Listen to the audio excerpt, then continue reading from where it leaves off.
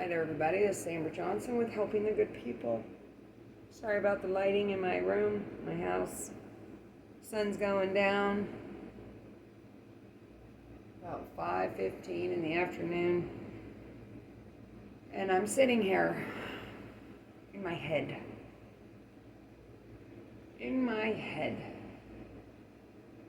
Going over stuff. You guys ever been like that? Just get lost in stuff going on in our lives. Well, I know I'm experienced in that. For those of you guys that have been watching and following my story, I want to say thank you right now for sticking it out with me. And thank you for, commenting and liking the videos. And there's times when I come on here, I seriously don't know what to say. I just start talking in hopes that I'm getting out what I need to say in a calm manner, in a manner that would make you want to listen more, That's how I get drawn into videos. It's in what people say, You get drawn into the voice, you get drawn into the story, you get drawn into the visual of the whole entire scenario. And I guess in a way that's what I've been trying to do for about 4 years is being able to communicate to the camera like I would as if someone else was sitting here. It's very difficult to do that. I mean, I'm a visualist and I can visualize all day of things. To visualize an actual person sitting there in the camera is a little difficult for me. So like me, I'm just staring at my phone, looking around at my stuff in my house, Maybe I should be doing this video outside, I don't know. Right now is appropriate. It's a little warm in here. It's about 118 degrees outside, I believe, today. Welcome to Bipolar Tucson. 118 degrees. You guys staying hydrated? So to get back on topic, the reason why I'm doing the video, just to update you guys. A lot of stuff's been going on with my family. A lot of new information has been coming forward relating to the last couple of years of a cycle that I've been made aware of recently, and it has to do with my family. At least with my family being involved in it. And it keeps bringing up old cases, and it keeps bringing up old memories and old stories and old things that I've done, Not out of a matter of trying. Believe me, I've tried for years. Today I was at Superior Courthouse and I was looking through some records, trying to find some evidence for one of my cases, because I have to take my ex back to court. And I came across an old case from 2011, and it's a falsified document. Child support document, and looking at it, it's dated from 10 years ago. Give you an idea what I'm talking about. Here, I'll even show it to you. Right here. It's a little backwards because of the video. If you guys were to flip it around, here it is. There's the names. See that? This is my SP case. This is orders for child support and petitions, 2011. You guys want to look up my cases? Look up this case. Look at the SP case. This right here was what was filed in the Superior Courthouse records on June of 2011. This was right after I left my abuser. I planned my escape. I found an apartment. I saved all of my money to pay for about 3 months of bills. And I left in 2011. May 7th, actually, of 2011. I left Michael Anderson's home. That's what you're going to find on here. Might as well talk about it. I was told I can tell my story. Well, this is my story. This isn't anyone else's story. I'm not talking about anyone else. So this is filed, right? I worked for Michael at his dental practice for 4 years. So when I left, the only thing I knew to do was to go for child support and unemployment. And that's exactly what I did. So in May of 2011, June of 2011, I filed legally for unemployment. Now, with this case that I just found in the courthouse, I didn't even know this was in there. For at least 7 years, I did not know that this form had been filed. You know why? Because I was never given this form. I was never told about this form, and I was never asked to fill out an affidavit for my financial statement that says how much I really made. So what is very disturbing about this whole entire thing is finding it 7 years later. I was not only denied full child support, but I was also manipulated and paid the difference to only cover my bills after I moved out. You talk about taking financial resources from the victim. When you leave the abuser, it's part of the wheel of domestic violence. It's one of the things that the abuser does. They cut you off from family and friends. They cut you off financially. They threaten cases of criminal cases to take your children away. And this is all of it. So believe me, I fought for this child support, not knowing about this form that was filed. I was just told that this was the amount I was going to get, and that was that. But in here, it states here, now mind you, I was telling you, I was unaware of this document. So I had the children. I got custody of the children to live with me. Michael was ordered to pay child support. But what they didn't know and what they didn't give to me was my own affidavit of my income. Instead, he decided to have his ex-girlfriend, Randy Sirloin, a lawyer, an ex-girlfriend that he calls the closet cokehead junkie, had him fill this out. She filled it out, wrote it all up, typed it up for him, and told him to go turn it in as his own attorney, representing himself. Now, Michael doesn't even know how to pay an electric bill, let alone a phone bill. You really think he's going to know how to type this up? Well, it's pretty well written, so I'm learning. Another thing that I'm learning, law from, this is how you type up this kind of stuff. So what nobody knew about was what it said in here. So I'll read it to you. It says, the father is employed by Southwest Smile Center as a dentist, and he is the father of Jake and Sally. But what they put in here was he provided upon the confidential sensitive data sheet. Okay, they have sealed my records in the courts. I found that today too. His pretrial statement for my family court case. Sealed documents, and they won't unseal them. Why? Because the psych eval's in there. Get back on topic. But what it says here is that mother is employed as a dancer on a contract basis. How is that possible when I was getting unemployment from Michael for working in his office? In this, it also has an affidavit that was printed up with my financial information along with his. Thing is, they didn't get that financial information from me.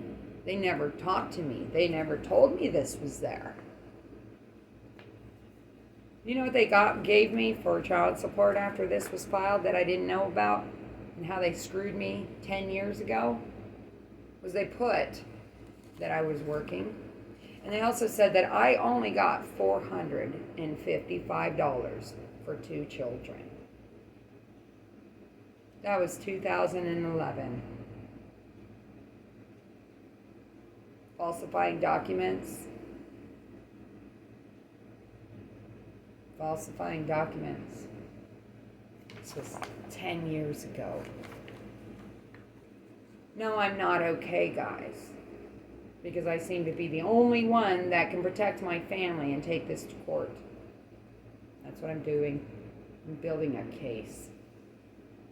Bottom line is, there's a lot more disturbing stuff that I found out recently that is just inappropriate for this video. And I do have these guys watching me on the video as well. I'm sure they're all watching. Hello, Larry. Hello, Chris. Hello, Michael. Hello, Billy. Hello, Christina, because I'm sure you're watching too. You guys seem to be about 5 steps ahead of me all the time, but the thing is, at least I'm being honest. At least I'm not covering up shit. At least I'm not hiding from the truth. Because I know what you did. I know what you're doing. And I know what you're doing with my family.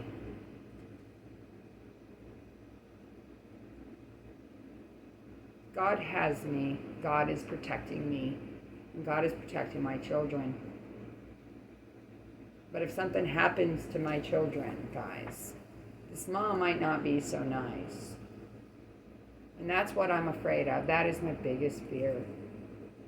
You know, in all these years of fighting, everyone's wanting to know why I haven't, hurt my ex and, for all the bad things and everything we've endured over the last 15 years since I moved into the house.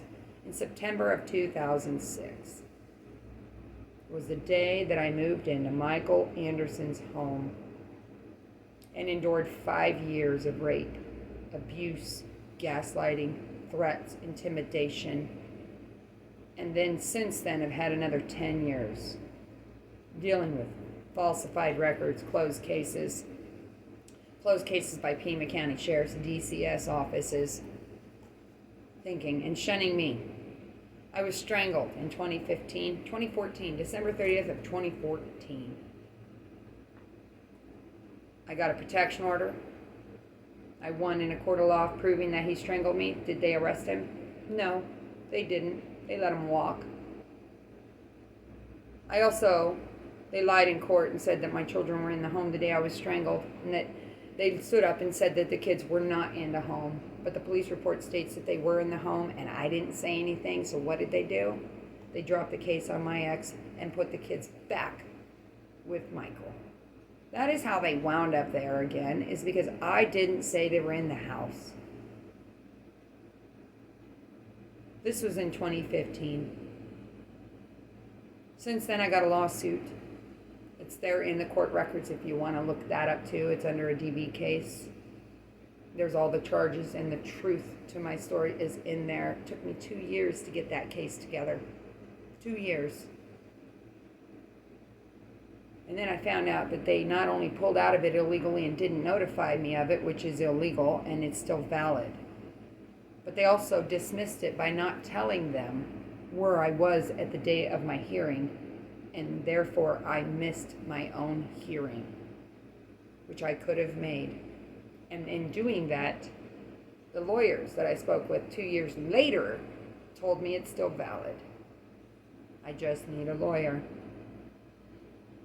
Problem is, everyone in this town knows the Kimenaws. And it's been conflict of interest for life. So you tell me how this mom's supposed to be winning up against a corrupt system or against a corrupt person and people, covering them without help. If any of you guys out there know of a pro bono lawyer willing to take a case, or even a paralegal willing to help me build my case, because I'm not going to stop, and I will learn on my own how to do this. And I'm sitting here with more frickin' packets for court. This is how serious this is now. I'm going to have to wear my t-shirt, my Helping the Good People t-shirt that says, "Be a voice for domestic violence." Because that's what I'm doing. Again, it's very sad. Let's just hope and pray that the judge has favor this time with the evidence I'm going to present, and it's not pretty. It's not pretty. But I'll tell you right now, I know the truth. know everything. And it's messed up. Why push this mom into a corner again? This is what happens. I don't say it. I don't talk about it. I just do it. I need support this time, and I've got a lot of it. To all my friends out there, thank you guys for supporting me through the last 4 years of craziness. I haven't been crazy. I haven't been on drugs. I haven't been doing nothing. I've been a hysterical, frantic fucking mom who's been trying to be heard for 10 years. Look at my cases. Go for it. I give you permission. You can do it right off your phone.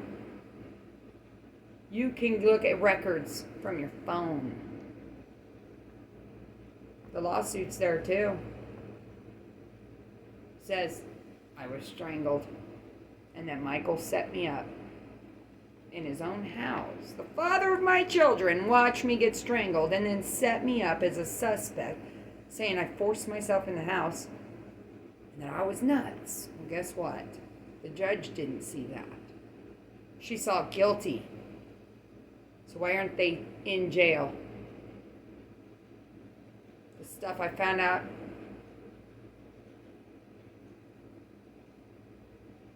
God have mercy on my soul. I'm a lover, not a fighter. I can tell you right now, there is no violent tendencies in my bones. This is the way I fight back in court. I don't trust the police.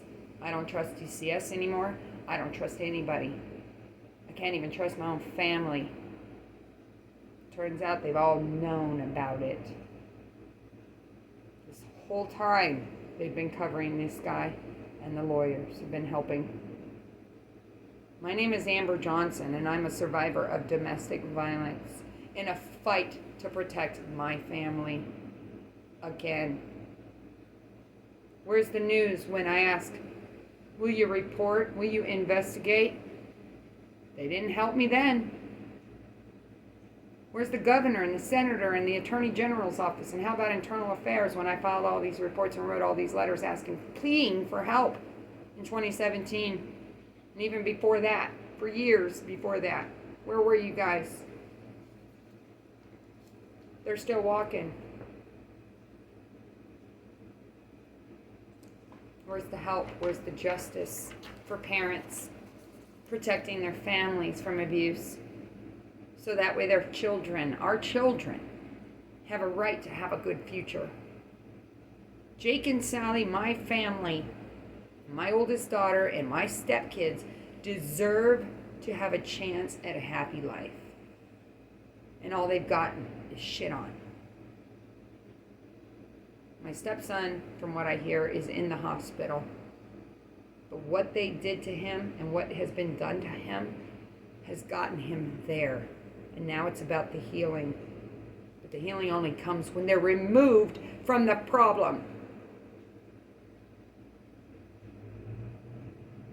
I will keep doing videos and I will keep voicing it and I will keep telling my story until someone listens. Because if someone gets hurt, then it's going to even be worse for people because, you know, it's not going to be me making the hurting, okay? It's going to be all the other victims out there that are hurting at the hands of these people. And they need to be stopped.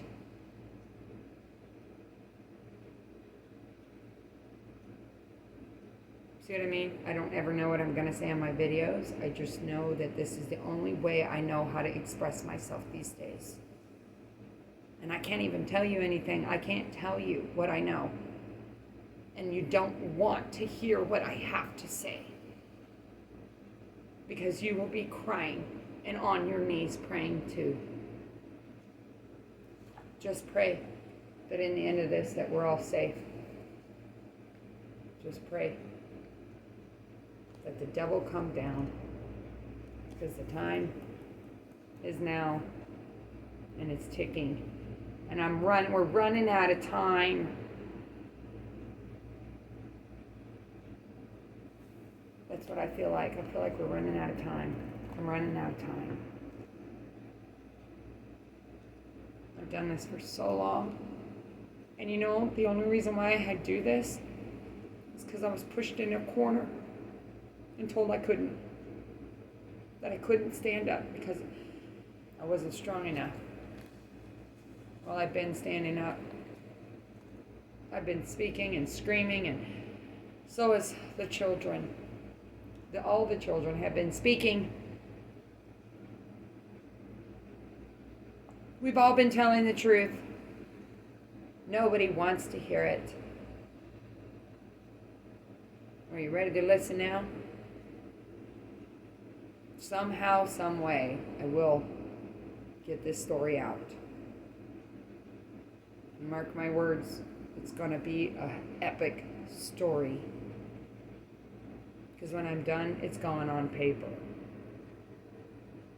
The Chronicles of Amber Johnson. Helping the good people. It all started because of this. I wanted to find safe housing. I wanted to help other victims and families and children. And now I'm doing that. At least I can say I'm doing that. I'm going to leave a donation link below. I am not desperate, and I'm not going to beg. But any donation, I don't even care if it's $1, helps to support myself and my family and the future of helping the good people, which is to someday open my own place, to have a safe house and a safe place for children, mothers, and fathers who are victims and survivors of domestic violence. Their voice will be heard too.